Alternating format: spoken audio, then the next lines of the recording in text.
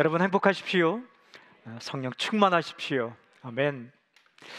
마태복음 12장 46절부터 50절까지 말씀을 읽었습니다. 그리 길지 않은 구절인데 굉장히 중요한 예수님의 말씀을 우리에게 전해주고 있습니다.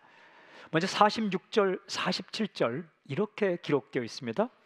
예수께서 무리에게 말씀하실 때에 그의 어머니와 동생들이 예수께 말하려고 밖에 섰더니 한 사람이 예수께 여짜오되 보소서 당신의 어머니와 동생들이 당신께 말하려고 밖에 서 있나이다 하니, 예수님께서 사람들에게 말씀하고 계실 때에 한 사람이 찾아와서 이렇게 말했다는 겁니다. 당신의 어머니와 동생들이 당신께 말하고 밖에 서 있습니다. 예수님께도 어머니가 계셨어요. 그리고 동생들이 있었다. 이 마태가 전해주는 이야기를 읽을 때 우리는 이런 생각을 하게 돼요. 예수님께 동생들이 있었나? 예수님이 태어나시고 요셉과 마리아는 또 다른 아이들을 낳았단 말인가? 친동생인가? 사촌동생인가? 이런 질문을 하게 됩니다. 동생 맞습니다. 그리고 친동생 맞습니다.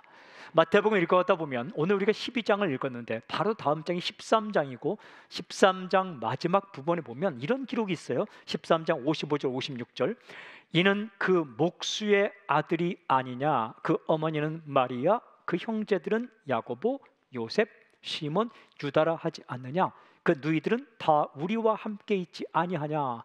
누가 한 말이냐? 예수님의 고향 사람들이 한 이야기입니다. 예수님께서 고향에 찾아가셨을 때 사람들이 예수님에 대해 하신 말씀이에요. 동생들이 있었습니다. 남동생들도 있었고 여동생들도 있었습니다. 여기에 나오는 4명의 남동생들 이름 가운데 야고보는요, 신약 성경에 있는 야고보서를 쓴 사람입니다. 예루살렘 교회에 기둥같이 헌신했던 사람 중에 한 명이 야고보입니다. 그리고 유다는 신약 성경에 있는 유다서를 기록한 사람입니다. 그러니까 예수님의 동생 가운데 2명이나 신약 성경에 있는 성경을 쓰게 되었죠.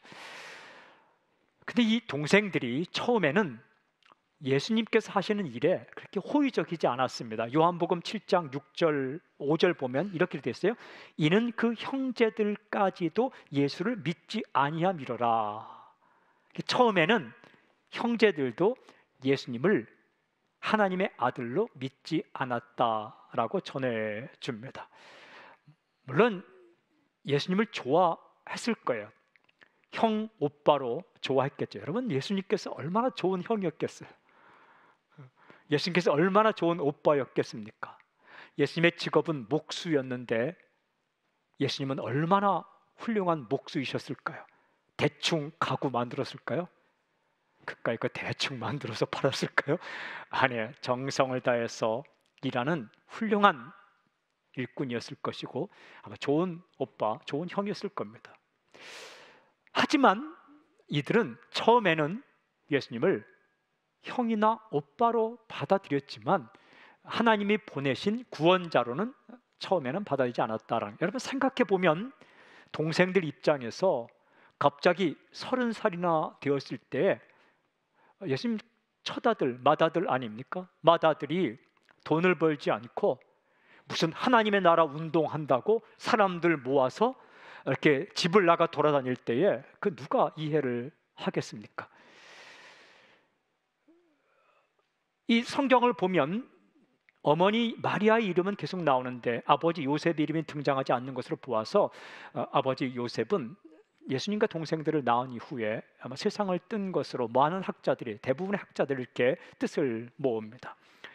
아버지도 집에 안 계시는데 그것도 맏형, 맏오빠가 돈벌이를 해도 시원찮은 판에 무슨 운동을 한다고 그 친구들 또 동역자들 모아서, 그것도 대단한 사람들이 아니라 여러 사람들 모아서 이렇게 활동을 할 때 아마 이해가 가지 않았을 겁니다.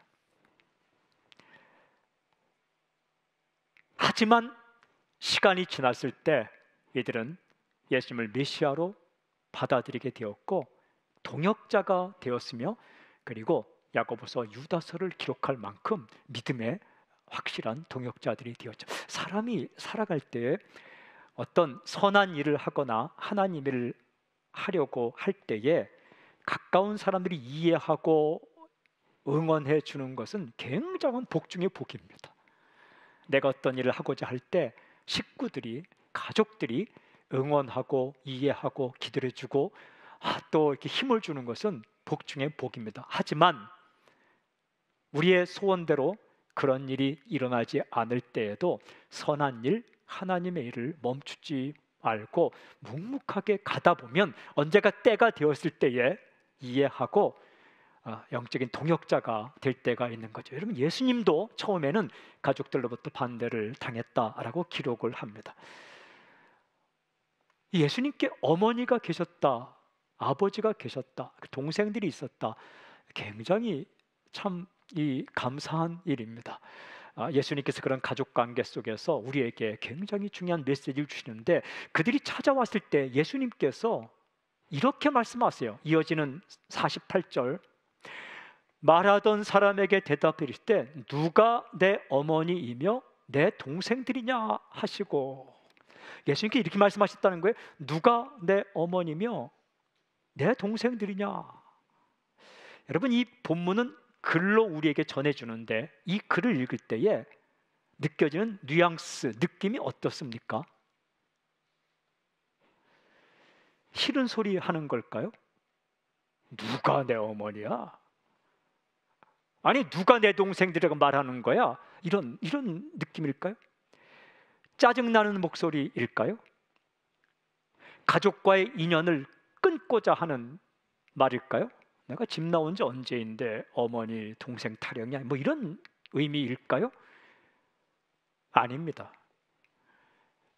여러분, 성경을 읽어보면 예수님은 십자가에서 돌아가실 때까지 어머니 챙기셨습니다. 십자가에서 7마디 할 때에도 여자의 보소서 아들입니다. 무슨 뜻이에요? 어머니 걱정하지 마세요, 이런 의미입니다. 그리고 제자 요한을 바라보며 보라 네 어머니라. 무슨 의미입니까? 요한, 내 엄마를 좀 부탁할게. 나는 하나님의 뜻대로 지금 세상을 떠나지만 내 육신의 엄마를 좀 너에게 부탁할게 했을 때, 성경을 읽어보면 그때로부터 요한이 마리아를 자기 집에 모셨다, 어머니로 이렇게 보살펴 준 걸 볼 수 있습니다. 그 끝까지 어머니를 챙기신 예수님, 그리고 사랑이 풍성하신 예수님께서 당신의 식구들을 무시하면서 하나님의 나라 운동을 하지는 않았을 거예요. 여러분, 진정한 영적인 사람이 대단한 일을 한다고 해서 가족 무시하고, 이건 뭔가 좀 나사가 풀린 거 아닙니까? 예수님께서 누가 내 어머니이면 내 동생들이냐라는 이 말씀하셨을 때 짜증내거나 화를 내거나 가족은 다 필요 없다는 의미가 아닐 거예요. 이게 무슨 말이냐? 과연 진짜 어머니, 진정한 동생들, 가족이 무엇일까라는 굉장히 중요한 질문을 하고 있는 겁니다. 그러니까 믿음 안에서 새로운 가족 관계에 대해 말씀하시는 거예요. 이런 겁니다. 메시아가 가져오는 새로운 질서, 새로운 관계에 대해서 말씀하시는 거예요. 여러분, 오늘 읽은 우리 본문은 짧지만, 그리고 복잡하지 않지만 굉장히 중요한 메시지를 우리에게 주십니다. 메시아, 하나님의 아들, 구세주, 구원자가 이 땅에 올 때에 이 세상에 가져오는 새로운 질서가 무엇이냐라는 거예요. 새로운 관계가 무엇이냐.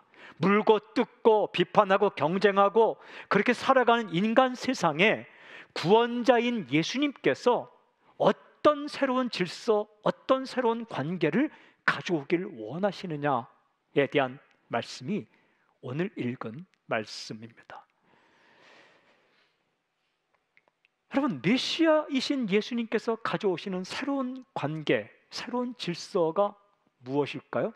이어지는 49절, 50절에 이렇게 말씀하세요.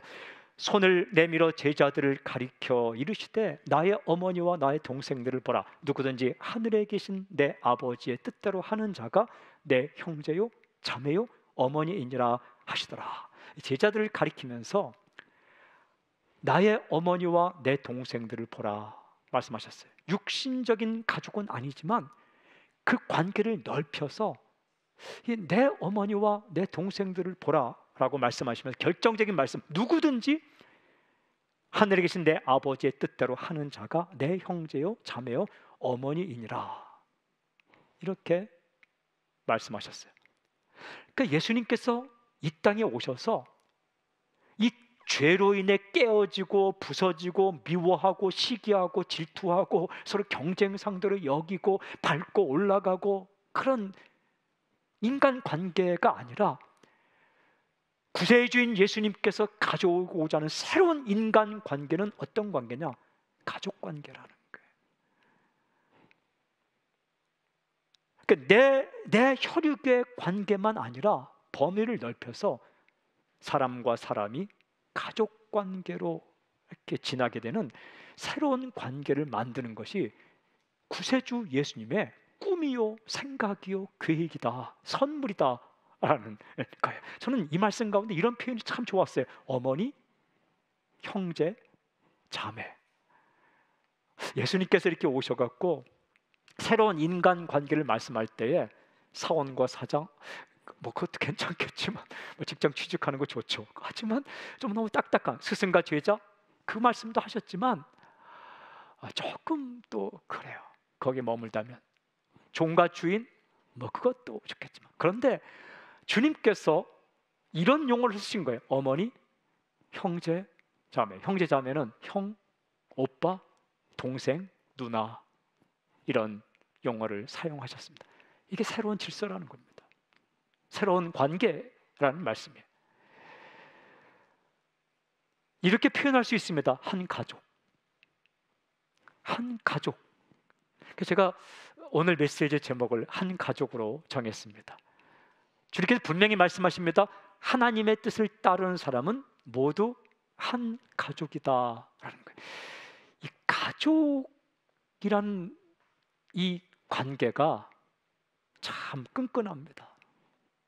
굉장히 오래가고 끊을 수 없습니다. 뭐 굉장히 오래가는 배터리 에너자이저였지만 그 무엇과 비교할 수 없을 만큼 정말 끝까지 가는 관계가 가족 관계입니다. 때려야 뗄 수가 없고 끝까지 가고 2대 3대를 흘러서 가기도 하고 좋을 때나 어려울 때나 생각나기도 하고. 이 가족 관계는 잔소리도 많아요. 관심이 있으니까, 보이니까. 그래도 또 이렇게 뭉치고. 그런 관계로 하나님 안에서의 새로운 인간 관계를 말씀하셨습니다. 최근에 나온 책 가운데 인간이 꿈꾸는 서구 사회가 혁명을 일으키고 하면서 그 하고 싶은 굉장히 중요한 이슈, 중요한 한 가지가 뭐냐면 유니티, 연합입니다. 하나됨, 연합. 하나됨을 위해서 굉장히 사람들이 꿈을 꾸고 노력하고 혁명도 일으키고 한다는 거예요. 근데 하나됨을 정의하는 중요한 관계가 뭘까 해서 그 책에 나오는 중요한 개념이 우정입니다. friendship, 친구 관계. 먼 지구촌이 친구가 된다면 세상은 살만한 세상이 될 것이다. 친구 관계를 이야기합니다. 적대 관계가 아니라, 원수 관계가 아니라 friend, 친구 관계가 되는 것. 그런데 그것보다 한 발 더 가까이 간 주님께서 꿈꾸는 새로운 인간 질서는 가족 관계입니다. 형제와 자매, 그리고 어머니, 아버지. 참 마음이 좋았어요. 아, 그렇구나. 그런데 이 메시지를 좀 더 묵상할 때 우리는 두 가지 관점에서 좀 다시 볼 수 있습니다. 첫 번째 질문은 하나님의 가족이 되는 조건이 무엇일까라는 거예요. 첫째 포인트입니다. 하늘에 계신 내 아버지의 뜻대로 하는 자. 이것이 하나님 안에서 낯선 사람들이 한 가족이 되는 단 하나의 조건이더라고요. 다른 조건 없습니다. 단 하나의 조건, 하늘에 계신 내 아버지의 뜻대로 하는 자라는 거예요. 우리말 성경이 정확하게 번역했습니다. 토 텔레마 투 파트로스 투 엔 우라노이스라는 이 헬라어 원문을 정확하게 번역해서 하늘에 계시는 나의 아버지의 뜻, 즉 생각을 따라서 행동한 사람은 누구나 하나님 안에서 한 가족이 된다라는 정확하게 잘 번역을 했습니다. 질문이 있어요. 여러분, 하나님의 아버지의 뜻 가운데 가장 중요한 뜻이 무엇일까요? 하나님이 인간을 향해 바라는 가장 중요한 뜻이 무엇일까? 이 질문을 사람들이 예수님께 했더라고요. 요한복음 6장 28절에 보니까 이렇게 기록되어 있어요. 그들이 묻되 우리가 어떻게 하여야 하나님의 일을 하오리까? 이런 질문을 했더라고요. 도대체 무슨 일을 해야 하나님의 일을 할 수 있습니까? 다르게 번역하면 하나님께서 원하시는 첫 번째 뜻이 무엇입니까? 이런 질문이에요. 이 질문에 대해 예수님께서 이렇게 대답하셨어요. 요한 6장 29절, 예수께서 대답하여 이르시되 하나님께서 보내신 이를 믿는 것이 하나님의 일이니라 하시니. 엄청나게 복잡한 게 아니고 하나님께서 보내신 그 사람을 믿는 것이 하나님의 일 중에 일이다, 하나님의 뜻 가운데 뜻이다 라고 말씀하셨습니다. 여기서 하나님의 보내신 이가 누구입니까? 그분은 바로 예수님. 그래서 예수님을 믿는 것이 하나님이 원하시는 첫 번째 뜻이다. 여러분, 부모님이 이렇게 지금 살아계시다면 자녀를 향해서 무슨 말도 하고 또한 돈도 주고 사랑도 베풀고 혼내키기도 하고 뭐 음식도 만들고 다 하죠. 왜 합니까? 살라고 하는 거예요. 살라고. 에? 죽지 말고 살으라고 부모님이 다 그렇게 할 거예요. 추운 날 옷 입고 가라. 비 오는 날 그 날씨가 꾸무룩하니까, 꾸무룩 뭐 하여튼 어르신, 그러니까 우산 가지고 가라. 아니 지금 비가 안 오는데요. 어플 보세요. 어플. 이게 지금은 날씨가 흐리지만 이 기상청 어플을 보면 1시에 비가 안 온다고요. 퍼센티지 보세요. 0%, 0%면 아예 안 온다는 얘기입니다. 그렇게 자녀는 말할 수 있지만 부모님은 비 맞지 말라고, 살되 좀 잘 살라고, 행복하게 살라고 하는 거잖아요. 그죠?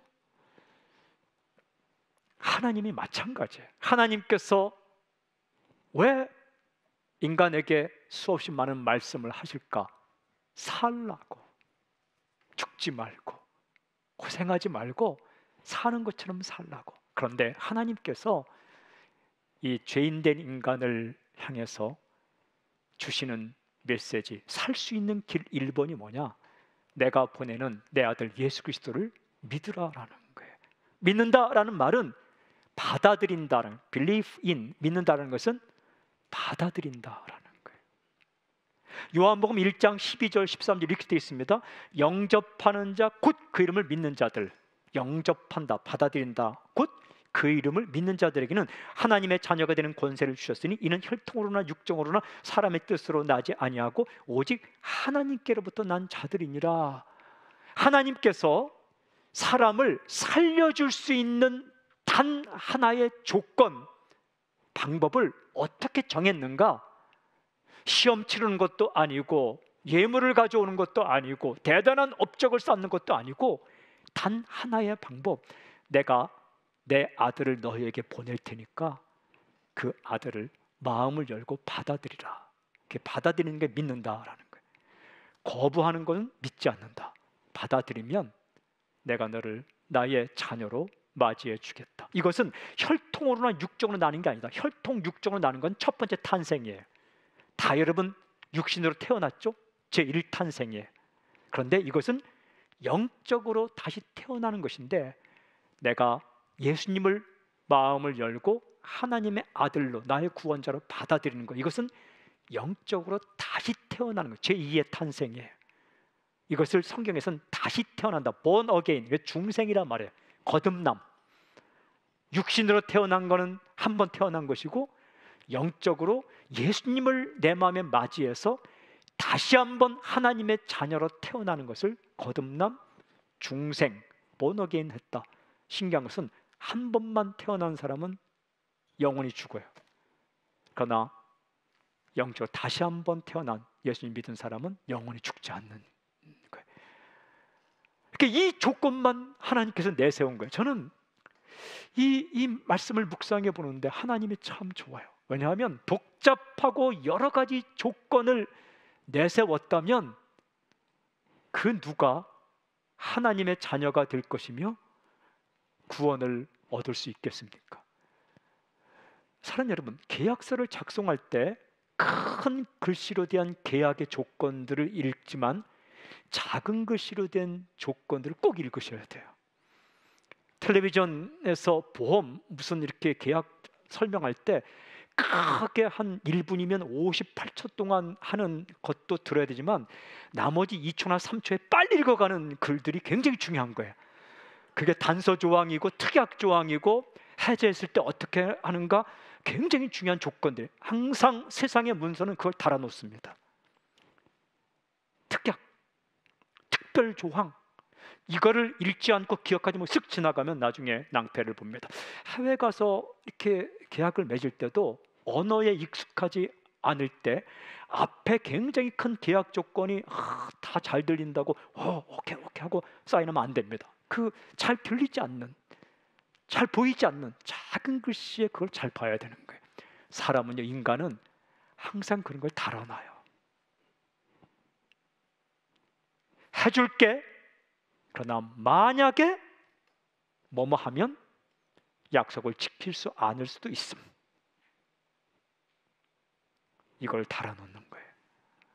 그리고 그것을 정확하게 달지 않고 확대 해석하고 유추 해석할 수 있게끔 여러 가지로 해석할 수 있게 유리하게 해석할 수 있게끔 느슨하게 달아놓는 거예요. 외교 문서가 다 그래요. 인간과 인간의 약속은 그래요. 그걸 안 해놓으면 큰일 나기 때문에 나 살자고 다 해놓는 거예요. 하나님은 그렇지 않았어요. 하나님은 그냥 다른 조건 없이 하나님의 뜻, 그것도 제대로 살고 엄청나게 사는 게 아니라 내가 보낸 내 아들 예수 그리스도를 그냥 마음을 열고 받아들이면 나의 자녀로 맞이하고 너를 살려주겠다. 내가 지은 모든 죄를 용서해 주겠다라고 약속하셨어요. 그래서 하나님의 자녀가 되면 다 한 가족이 되는 거예요. 이게 하나님이 꿈꾸신 세상. 서로 싸우지 않고, 물론 싸우는 가족도 있지만 그래도 세상에서 가장 끈끈하게 서로 위해주는 이 가족 관계를 설명했는데, 예수님을 믿고 하나님의 자녀가 되면 사람들이 한 가족이 되고 서로 함께 울고 함께 웃고 돌아보는 그런 관계가 되게끔, 그게 사는 거예요. 단 하나의 조건이에요. 단 하나의 조건. 단 하나의 조건. 이 조건으로 맺어진 하나님과의 관계, 가족 관계는 끊어지느냐? 끊어질 수 없다. 성경에서 정말 보석처럼 빛나는 성경이 무엇일까? 대부분의 학자들은 로마서를 이야기합니다. 로마서 가운데 마치 반지 끝에 달려있는 다이아몬드처럼 빛나는 장이 몇 장일까? 대부분의 학자들은 8장을 이야기합니다. 8장 가운데 클라이맥스가 어디일까? 8장의 마지막 부분 38절 39절입니다. 이렇게 기록되어 있어요. 로마서 8장 38절 39절. 내가 확신하노니 사망이나 생명이나 천사들이나 권세자들이나 현재일이나 장래일이나 능력이나 높음이나 깊음이나 다른 어떤 피조물이라도 우리를 우리 주 그리스도 예수 안에 있는 하나님의 사랑에서 끊을 수 없으리라. 그 무엇도 하나님과의 관계를 끊을 수 없다. 예수님 안에 있는, 즉 예수님을 믿고 연결된 하나님과의 관계, 하나님의 자녀가 된 관계를 그 무엇도 끊을 수 없다. 죽음도 끊을 수 없다. 사탄도 끊을 수 없다. 여러분, 죽음도 끊을 수 없대요. 우리가 한번 죽지만 죽는다고 해서 하나님과의 관계가 끊어지는 게 아닙니다. 육신으로 죽어도 하나님과의 관계를 끊을 수 없다.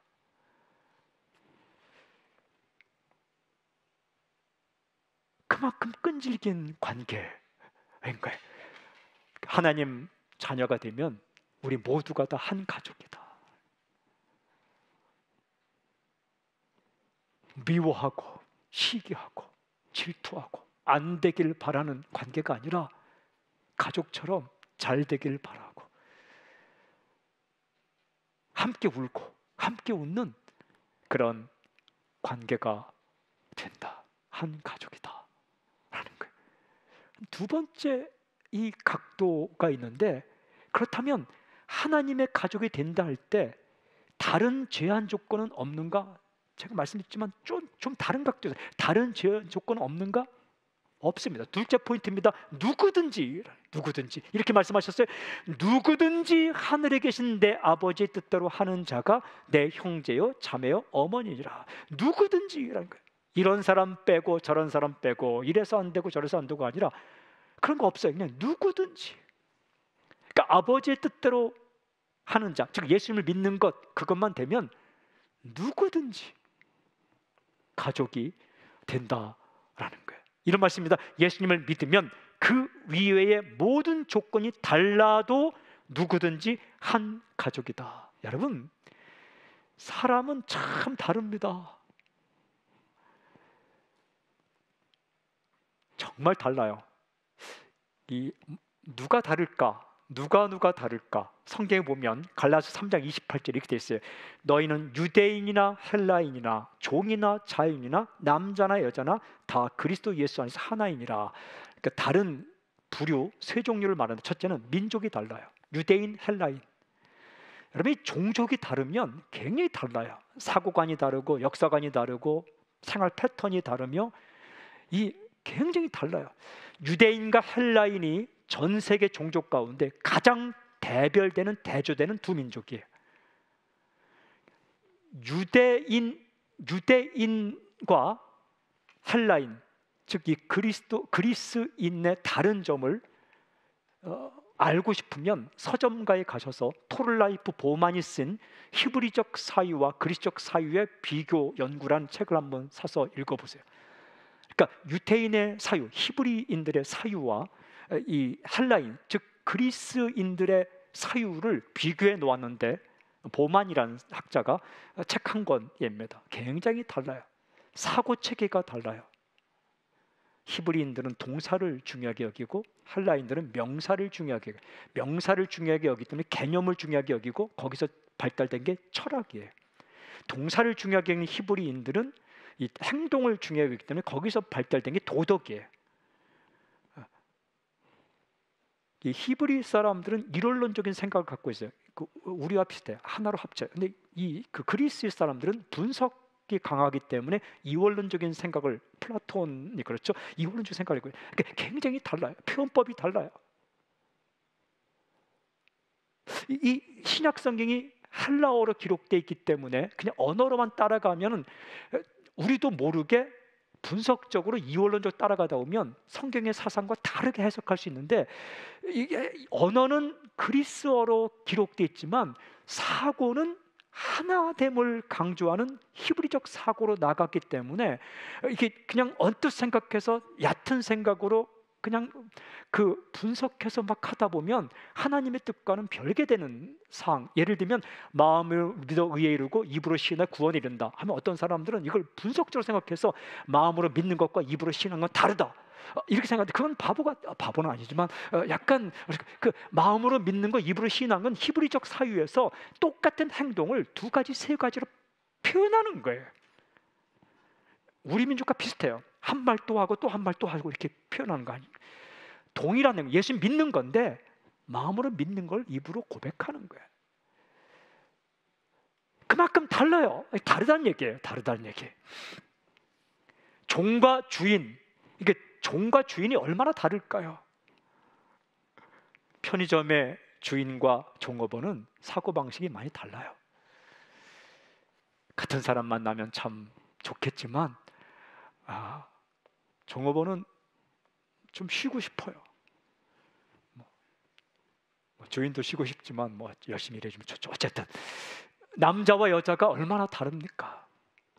달라요. 그렇지만 다르지만 예수님 안에 있으면 하나가 될 수 있다. 다르지만 그런 조건이 한 가족이 되는 것을 방해할 수는 없다라는 거예요. 여러분, 유대인, 헬라인, 종, 주인, 남자, 여자 뭐 여기까지 가지 않아도 같은 집 식구들이 얼마나 다릅니까? 형제도 달라요. 자매도 달라요. 쌍둥이도 달라요.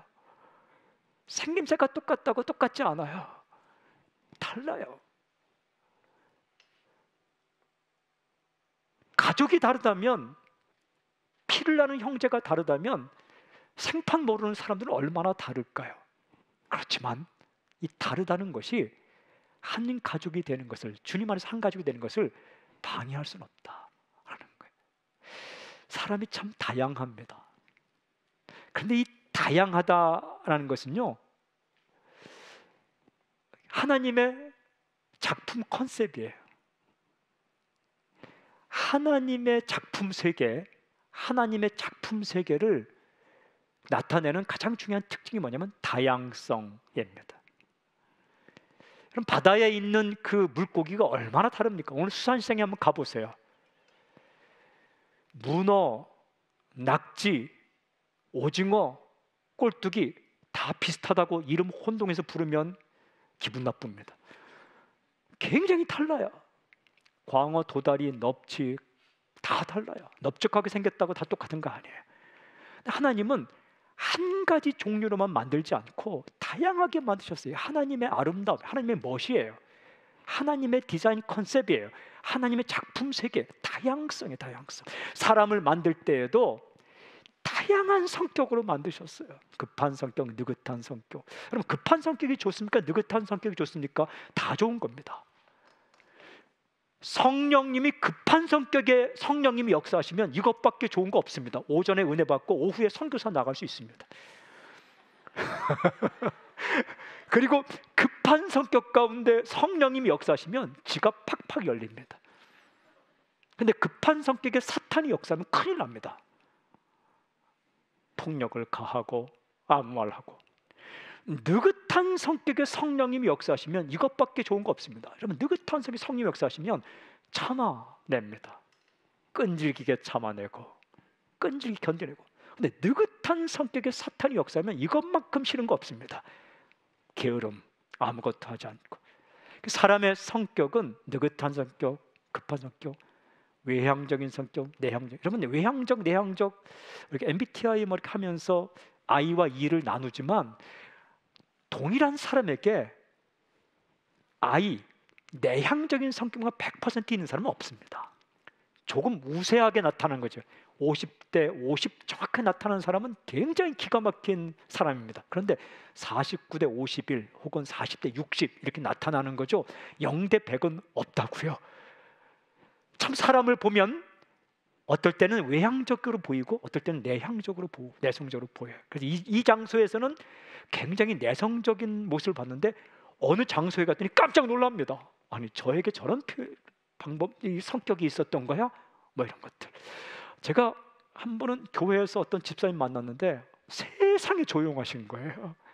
남성분인데 말 한마디 하지 않고 그렇게 말씀이 없어요. 그러다가 이제 직장 근처에 신방을 가서 갈치집을 갔는데요. 얼마나 말씀이 많은지 몰라요. 지나간 사람 다 인사하고 아주머니에게 인사하고 제가 깜짝 놀랐어요. 이런 분이었는가? 다음 주 교회에서 만났는데 또 말이 없으신 거예요. 그러니까 사람은 다양한 성격이 있기도 하지만 한 사람 안에 다양한 성격이 있다. 여러분, 이중적만 돼도 괜찮은 사람이에요. 두 가지 성품만 있어도 괜찮은데 뭐 세 가지, 네 가지, 다섯 가지, 여섯 가지 그만큼 다양해요. 한 사람도 다양하고. 근데 이게 하나님의 작품 세계예요. 다양하기 때문에 하모니, 조화를 이룰 수 있는 거예요. 조화만큼 아름다운 거 없어요. 서로 다르지만 하나로 이루어지는 것. 사랑하는 여러분, 우리가 예수님을 믿고 하나님의 자녀가 되면 서로 다르지만 한 가족이 됩니다. 한 가족이 되면 다르다는 것이 다 사라지느냐? 사라지지 않아요. 하나님께 사라지게 하지 않아요. 성격이 그대로 남아 있어요. 물론 성품은 바뀌어요. 성격은 급하거나 느긋하거나 이런 내성적 외향적인 성격이고, 성품은, 캐릭터는 뭐냐면 사랑하느냐 미워하느냐, 사랑하고 기뻐할 수 있고, 이런 성품이 바뀌면서 사랑하는데 급한 성격이면 얼마나 좋습니까? 하나님께서 성품을 바꾸어 가지만 그 사람의 독특하게 주신 독특한 성격은 그대로 살려주어서 일을 하게, 또 살아가게 만드는 거죠. 그러니까 우리가 한 가족으로 살아갈 때 필요한 것이 뭐냐? 배려하고 용납하고 인정하고 이해하고, 그리고 받아들이고, 그리고 다른 점을 틀렸다고 말하지 않는 것. 집안에서 아기가 태어나면 태어나자마자 한 가족입니다. 저 멀리 미국에 있는 할아버지를 10년 동안 만나지 않다가 10살이 되어서 미국 가서, 혹은 미국에 계신 할아버지가 한국에 오셔서 아기가 태어난 지 10년 만에 만나도 그때부터 한 가족이 아니라 태어날 때부터 한 가족입니다. 태어나면서부터 가족은 가족이에요. 크리스천도 마찬가지예요. 내가 예수님 믿는 순간 하나님 믿는 사람과 다 한 가족이 되는 거예요. 저희는 새신자라는 말을 쓰지 않아요. 제가 왜 그러냐면, 예수님 믿고 나면 바로 한 가족이지, 뭐 새신자 헌신자가 뭐 어디 있느냐. 그리고 교회 그냥 등록카드 쓰면은 한 가족이지, 뭐 10주 지나야 뭐 한 가족이냐, 이런 생각에서 그냥 바로 한 가족입니다. 집안에 아기가 태어났는데 이렇게 아기 행동하는 거 봐서 가족에 원하십니까? 그리고 3주 동안 우리 집의 그 문화를 가르칩니까? 그리고 쫙 가족들 다 가족 사연 보여주면서 다 암송하고 할아버지 할머니 이름 써야 뭐 가족으로 받아들여 줍니까? 아니죠. 그냥 태어나면 가족이에요. 영적도 마찬가지예요. 우리가 한 가족, 그것이 바로 예수님께서 꿈꾸는 세상이고, 메시아이신 예수님께서 이 땅 가운데 가져다 준 새로운 질서예요. 사랑하는 여러분, 교회가 달라도 다 한 가족입니다. 경쟁 상대 아닙니다. 함께 모일 수 없기 때문에 각자 있는 로컬, 지역에서 모이거나 찾아가서 모이는 거지, 그냥 다 한 가족입니다. 교회와 선교단체가 한 가족입니다. 기성세대와 아이들이 영적으로 한 가족입니다. 목회자와 성도가 한 가족이에요. 목사님, 뭐 집사님, 이거 전에 형제 자매입니다. 동생 형입니다. 동생 누나입니다. 혹은 형 동생인 거예요. 이 관계. 그러니까 어떻게 해야 됩니까? 잘해주란 얘기예요. 홀로 울고 있지 않도록, 버티고 힘들 때에 홀로 힘들어하지 않도록. 사랑하는 여러분, 해외 멀리 가 계시거나 군대가 있는 지체들이나 혹은 병으로 아픈 상태에 있어서 홀로 있거나, 그리고 어려운 상황을 만난 지체들을 한번 돌아보는 오늘 하루, 일주일이 될 수 있기를 바랍니다. 그리고 여러분의 육신의 가족 가운데 아직 예수 믿지 않는 사람이 있다면 예수님을 믿고 영적으로 하나가 되는, 응원자가 되는 놀라운 복이, 그런 역사와 사건, 은혜가 있기를 저는 선포합니다. 사랑하는 여러분, 마음이 따뜻한 마음을 가질 수 있기를 바랍니다. 경쟁 상대 아니에요. 서로 내가 밟고 올라가야만 내가 올라갈 상대가 아니에요. 어떻게 하면 한 가족으로서 잘 지낼 수 있을까? 두 가지가 필요하더라고요. 첫째는 낮은 마음에 낮은 마음. 높은 마음에는 지적질만 하게 돼요. 낮은 마음으로 나도 잘난 거 없다, 나도 부족하지. 그래서 그냥 두 번째는 따뜻한 마음이에요. 넓은 마음, 좀 품어줄 수 있는 마음을 가질 수. 이게 내 의지로 안 돼요. 기도해야 돼요. 하나님, 나의 마음 가운데 겸손한 마음을 주시고 저의 마음 가운데 넓은 마음을 주세요. 좀 이렇게 품어줄 수 있는 마음. 그 마음 두 가지를 외치세요. 하나는 그럴 수도 있지, 또 하나는 한 번 더. 항상 이런 말을 해야 돼요. 그럴 수가 있어? 여러분들. 그럴 수가 있다며 있어? 있지. 한 글자 차이지만 굉장히 달라요. 물음표를 쓰느냐 느낌표를 쓰느냐. 그래서 이렇게 휴대폰 앞에다가 그럴 수도 있지 이렇게 써서 다니세요. 그럴 수도 있지. 또 한 가지는 이번이 마지막이야 이런 말 하지 마세요.